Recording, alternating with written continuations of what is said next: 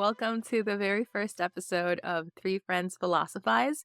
This is a mostly English, sometimes Chinese, bilingual conversation where we explore spirituality, philosophy, and psychology and astrology. Just topics that interest us and are related to our life and existence.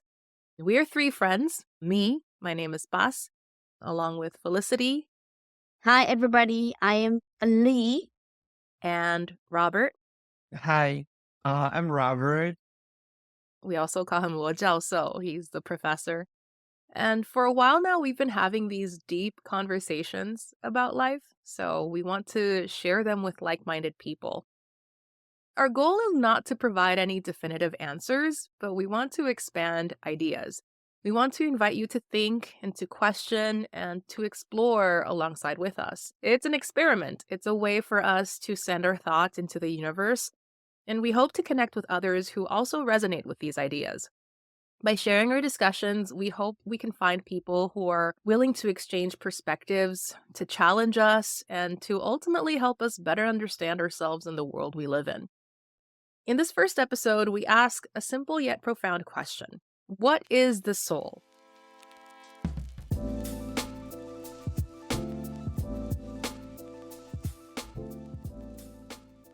So, do any of you have any ideas about what is soul?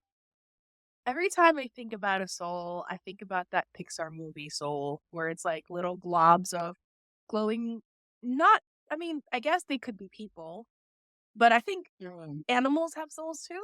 So I don't like in my head, like each shape doesn't necessarily represent a person, it just represents a living thing. Yeah. So I think it's like this glowing thing that is the essence of us. That is my definition of the soul. 罗教授, what do you think? You, I like this idea because how do I put it? There are a lot of questions cannot be solved by science. When you reach the border of science, the next realm you're going to explore is either spirituality or religion. So I think there is a borderline, a gray area or twilight zone between science and spirituality. My understanding for soul is sort of physical because I think soul is a kind of energy like electricity, like heat, and somehow it is influenced by universal or physical laws. But I am language student. I'm not a science student, so I don't know much about physics. If you do understand significant physical laws or physical knowledge, do inform me, do enlighten me, because I think souls are also influenced by things such as frequency, vibration, stuff like that. Yeah. Because I believe the physical law, I think in English is called energy reservation. So I do believe after our bodies die, the energy goes somewhere because of the law of energy reservation. Yeah, I've had actually a very similar train of thought as you. I was thinking about at one point I forget what I was doing. I was cooking in the kitchen and I was like thinking of heat and I was thinking of like heat equals energy. So, that's why it's like heat and so it can power houses. Electricity comes from heat. And then I started thinking like it went off on a tangent and I started thinking it's like, oh, okay, so then souls are kind of an essence of energy of some kind of sort. Like it powers us, obviously, right? Yeah, I've always thought about the soul as you say, as like a vessel. Like we are the vessels for this energy, and then the energy is just kind of containing itself in the universe in the way that things in the universe. On the book that I've been reading and my understanding about it, I like this explanation. It says the soul is a form of consciousness that is not bound by time and space and is not confined to the physical body, but is more like a form of light energy, where you guys said.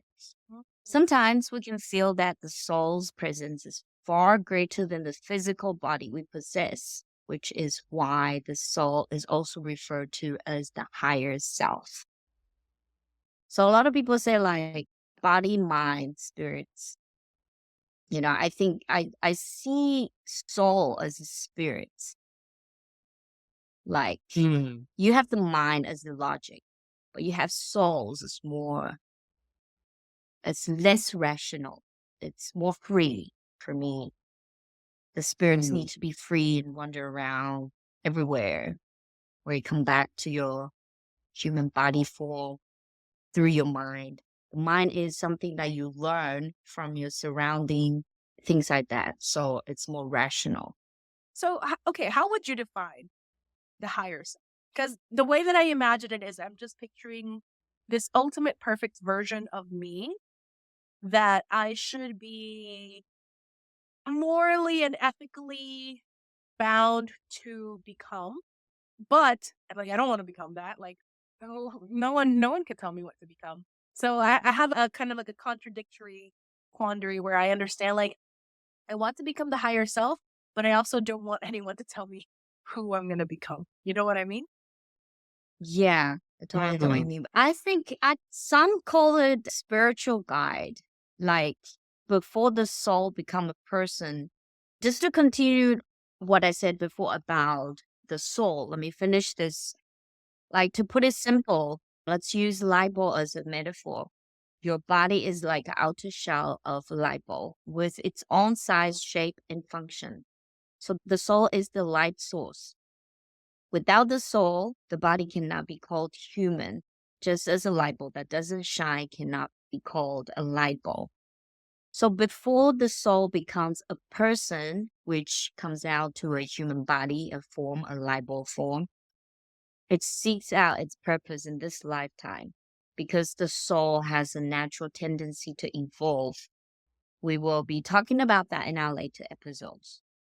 The question, what kind of light bulb do I want to be to illuminate this room, becomes your life's goal. So next, soul will search for and design the most perfect body and platform to help achieve this goal. Through advancing towards this goal, learning and exploring, we achieve evolution. So I'll say soul is an energy. That's what it says. It's that energy that always seeking for changes, evolving. And higher self is just the soul that wants to improve. So it goes out on adventures. The medium does say like not only the soul can be in a human body form, could also be an animal, can be a dog. Some people's past life is even a plant or a rock. Yeah. So I'll say soul is just like a higher self. That I think that's what when they talk about like using the human language, higher self. What is self? So we call ourselves as a human, 叫我们自己. But actually it's just energy. And also I read it talked about 阿卡西，不知道你们有没有听过阿卡西？ Oh, like a library of your soul memory, right? Yeah, I'm very interested in it. 就是 it's like a library, 你的 soul 的 library. Have you been? What have you done? Every single thing that's been recorded in that library. And from what you tell the medium, if you're telling the truth, then automatically they will have the visual in front of them. If you're telling a lie, she says she cannot see anything. When it goes really dark black, that means they know that you're telling a lie. What's your take on Akashi? My understanding is that maybe we're talking about the same figure or same thing with different pronouns, because in the Bible I like this word a lot, saying that God is omniscient and knows everything. So I think if you are a Christian or if you have the Christianity system of belief, then Akashic is the omniscient. Maybe it's just an aspect of the ultimate being or the will of the universe or the omniscient part of God. From a Christian You point say of you can yeah. reach your Akashic Akashic, records by yourself. I definitely do want to try it because the whole idea of reincarnation and your past lives and what were you doing before you came to this life, and does all of this have a connection with how we continue living this life? Is it going to have an impact on the next Yeah. life? Always so curious about my past life. 就是到底我之前是做什么的？ Because then,但我都 I don't know. But maybe that's the whole point. Like, that's supposed to be like our pursuit of knowledge, or supposed to be like our thirst of, okay, so we take away these memories, or we take away this knowledge when you enter, so you can enter afresh and relive experiences in ways that you never would have experienced them before without having any attachments to your previous life. prejudgment. Yeah, or Yeah. prejudgment. Yeah, exactly. 我们要和孟婆， Yes. 我们要过 What do you think, Robert? 罗教授现在 so serious. I'm processing your information and then to connect what you know to what I know because, well, as a teacher, sometimes when we see some children or some students and we would compliment on them, say, hey, you do have talents to do this and to do that. My definition to talents or a gift is something which is not taught, but person knows exactly how well he or she can do it. So I think maybe talents or gifts shows your previous lives memory left over, Oh. which is not Oh. completely erased by 孟婆汤. I don't have a term. How do we explain 孟婆汤? Just to let you know, 孟婆汤 in English is known as 孟婆 soup. She serves this soup on the bridge of oblivion, which wipes the memory of the person so that they can reincarnate into the next life without the burdens of the previous life. That's according to Wikipedia. Because maybe the habit is too deeply rooted in the DNA. I don't know if it's true. All of a sudden, it's like a human life game. It's very well designed and written. It's well organized, the story. Every part just linked together, 不管 Western or Eastern. Okay, so what do you believe? I mean, I think we all believe in reincarnation here. We all believe in Mhm. the fact that there is more after Mhm. this. I don't believe in heaven or hell. But I do believe in heaven or hell in the sense of that is a made up human concept in order to keep a majority of the human population morally and ethically aligned. Morally or ethically aligned. I like. Because I think as humans, we have this inherent need. The way that our brains function is that we like to look for patterns. Once we find patterns in things, then we're able to manipulate that pattern into doing things that we want it to do. And there's Yes. also that thing about how, because humans are social creatures, we tend to not want to be part of that other. So we have ideas, we create ideas of what is good and what is bad. So whenever we see something that is bad, we tend to have prejudice against it because we know that having prejudice against it will keep us alive, kind of like a survival thing, you know? And that's why we don't whistle at night, and that's why we don't talk to strangers, and that's why we don't do this, and that's why we don't do that. But then in reality, I don't think there is such a thing as good or evil. I don't think you are good or bad. Speaking of that, Roland One Mhm. actually talked about soul. 没有, there's no good soul, bad soul. Mm-hmm. It's just So this is- nothingness. And who gave all these judgment? Who gave us the brain? Who gave us a mind to say this is right, this is wrong?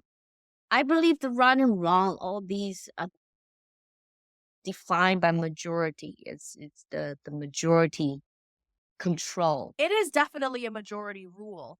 And because I think from a long time, humans have always lived by a majority rule. Like back when we were living in caves and stuff, if everyone that lives in the same cave all agree, okay, let's not go out tonight and let's stay in, then, they won't go out that night and everybody will stay in. Whoever goes out alone was probably going to end up dead. And that's why you always got to follow majority rule, something like that. And it became an ingrained part of our instinct where it's like you want to stick with the majority rule because if you don't know what the majority rule is, then maybe you don't know anything. And that's the reality of things. Honestly, we don't really know any. We don't know what's good. We don't know what's bad because there is no such thing as good or bad. We just have to learn to trust ourselves a little bit more. And then that's why you build faction.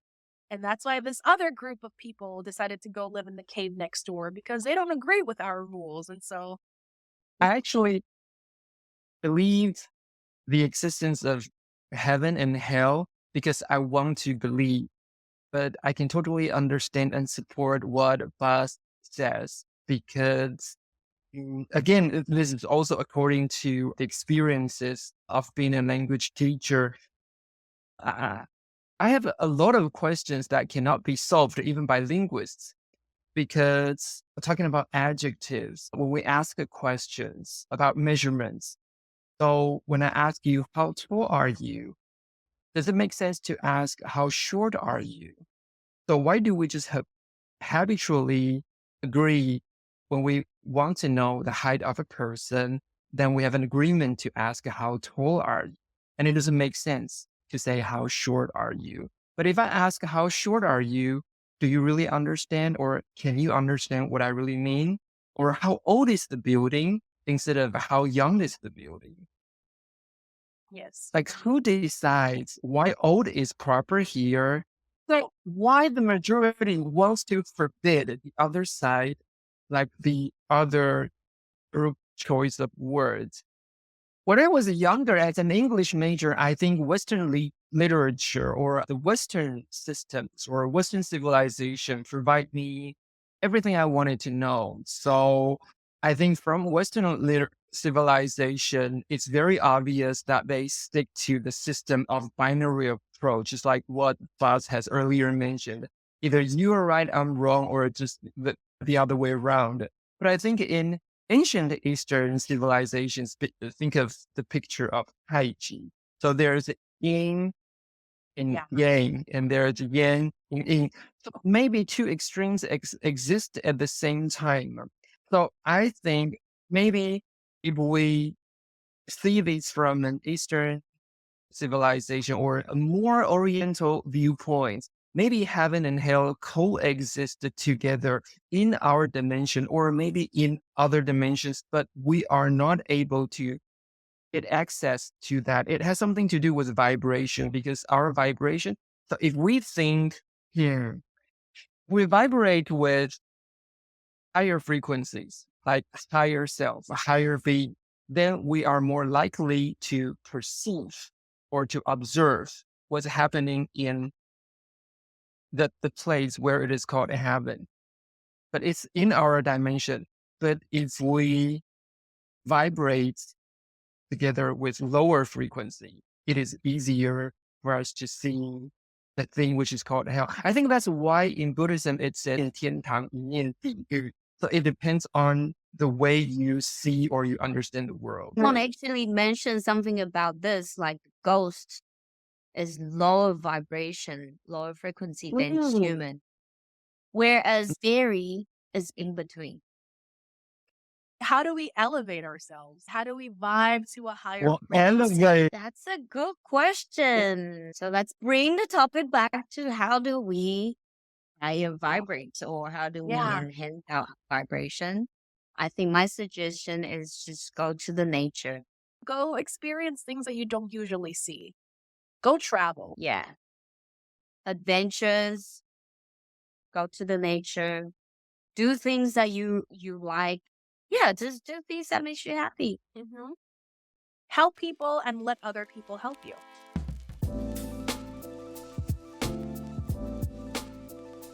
Yeah, so that concludes our first chat on what is the soul. We've just scratched the surface of exploring our connections to energy, consciousness, and the idea of a higher self. But this conversation doesn't really end here. If you feel like this resonated with you, or if you have your own thoughts on the soul, we'd love to hear from you. You can join us on our Discord, where we continue these discussions live and we share ideas and expand on the topics we explore in each episode. It's a space for open conversation, reflection, and connection with like-minded seekers, which I hope you are. Check the episode description for the invite link and come be a part of the conversation. Let's question, explore, and evolve together. Thank you for listening to Three Friends Philosophize. We'll see you next time.